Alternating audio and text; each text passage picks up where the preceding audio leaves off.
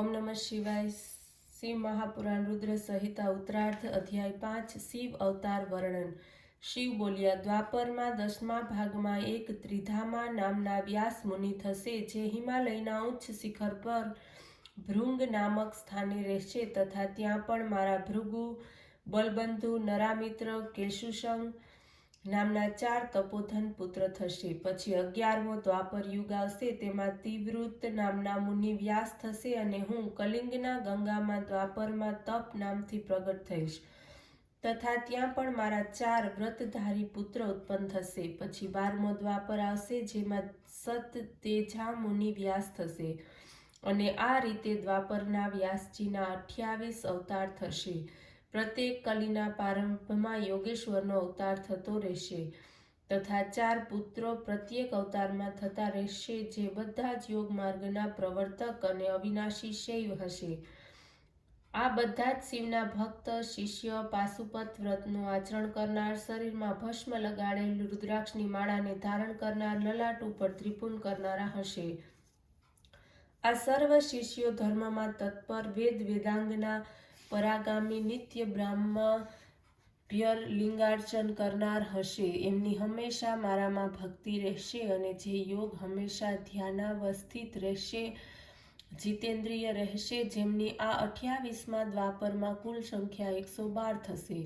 આ મેં મનુ વગેરેથી લઈ કૃષ્ણના પર્યંત 28 યુગોના ક્રમથી સર્વ અવતારોનું વર્ણન કર્યું.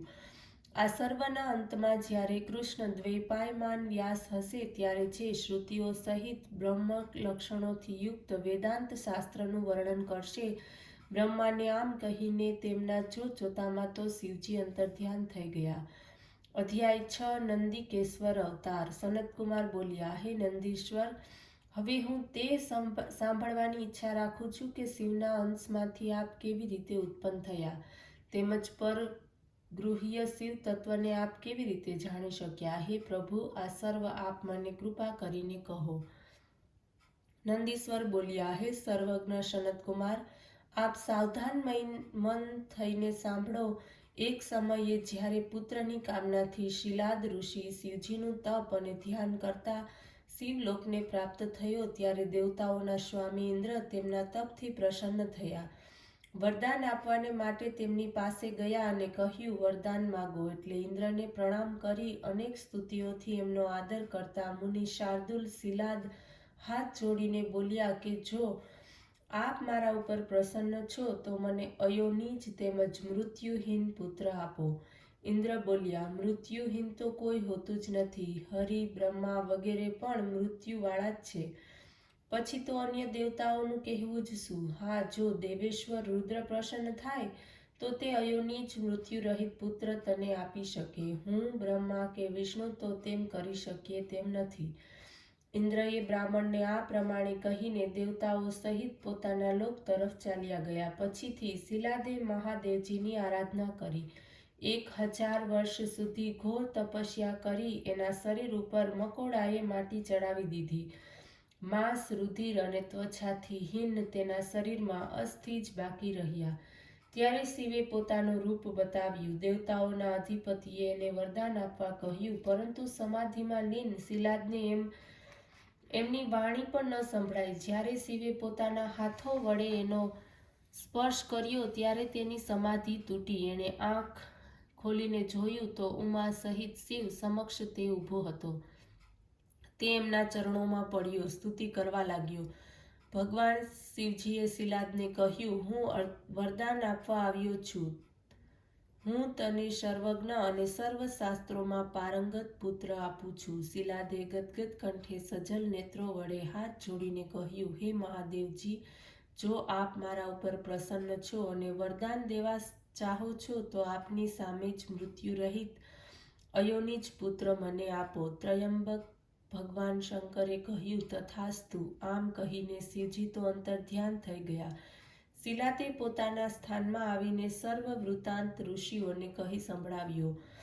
પછી યજ્ઞને માટે તે આંગણું ખોદવા લાગ્યા. તે સમયે જ તેની આજ્ઞાથી હું તેમના પુત્ર રૂપે જન્મ્યો. મલયાગ્નિ સમાન દેદીપ્યમાન તેજ નિર્ધારણ કર્યું. દેવતાઓએ ફૂલ વરસાવ્યા. ઋષિઓ અને ગંધર્વો વગેરેએ ગુણગાન કર્યા. સંપૂર્ણ બ્રહ્માદિ દેવતા પોતાની સ્ત્રીઓ સહિત વિષ્ણુ, શિવ, અંબિકા વગેરેએ સ્થાન ઉપર આવ્યા. બહુ જ મોટો ઉત્સવ થયો. અપ્સરાઓ નાચવા લાગી. બધા જ લોકો પ્રસન્ન થઈને મારી લિંગ મૂર્તિની સ્થાપના કરીને પૂજા કરવા લાગ્યા. શિલાદ પણ સર્વની પ્રશંસા કરી. પછી શિવજી, પાર્વતી પણ આવ્યા. શિલાદે મને 3 નેત્રવાળો તેમજ ચતુર્ભુજ અને જટામુકુટધારી બાળક જોઈને ઘણી જ પ્રસન્નતા વ્યક્ત કરી. બધાએ પ્રણામ કર્યા. ત્યારબાદ શિલાદે કહ્યું, હે સુરેશ્વર, તમે મને આનંદ આપ્યો છે. આ કારણથી તમારું નામ નંદી થયું છે. આ રીતે મારા સહિત શિવજીને પ્રણામ કરીને માતા પિતા પર્ણકુટીરમાં ગયા. તેઓ અત્યંત પ્રસન્ન થયા. ત્યારબાદ હું જ્યારે શિલાદ મુનિની કુટીરમાં ગયો તો મેં ત્યાં પોતાનું સર્વ સ્વરૂપ ત્યાગીને સાધારણ રૂપ ધારણ કર્યું. ત્યારે મને સાધારણ મનુષ્યના રૂપમાં જોઈને મારા પિતા રડવા લાગ્યા અને ઘણા જ દુઃખી થયા. પુત્ર પ્રેમ તો હતો જ. સાલ્કાયના પુત્ર મારા પિતાએ મારા સર્વ જાત કર્મ સંસ્કાર કર્યા. સમસ્ત વેદોનું અધ્યયન કરાવ્યું. જ્યારે હું 7 વર્ષનો થયો તો મિત્ર વરુણ મને જોવા આવ્યા. જ્યારે મારા પિતાએ એમનો સત્કાર કર્યો અને તેમને બેસાડ્યા તો મહાત્મા મને વારંવાર જોવા લાગ્યા અને પિતાને કહેવા લાગ્યા, હે તાત, આ નંદી નામનો તમારો બાળક તો ઘણો જ નાનો છે. આટલા ટૂંક સમયમાં સર્વ શાસ્ત્રોને જાણનારો કેવી રીતે થયો? આના જેવો તો મેં કોઈ બાળકને જોયો જ નથી. પરંતુ અત્યારે તો તેનું 1 જ વર્ષનું આયુ છે. ત્યારે તે બ્રાહ્મણના આમ કહેવાથી પુત્ર વત્સલ મારા પિતા શિલાદ દુઃખથી ઊંચા સ્વરે રડવા લાગ્યા. ત્યારે મૃતકના સમાન પિતાને જોઈને તે પ્રસન્ન ચિત્તવાળો બાળક શિવના ચરણ કમળનું ધ્યાન કરતો પોતાના પિતાને કહેવા લાગ્યો, હે તાત, આપ આટલા દુઃખી શા માટે છો? આપને કયું દુઃખ છે? મને કહો. પિતાએ કહ્યું, હું તમારા અપમૃત્યુથી દુઃખી છું. હા, મારા આ દુઃખને કોણ દૂર કરશે? હું કોના ચરણે જાઉં?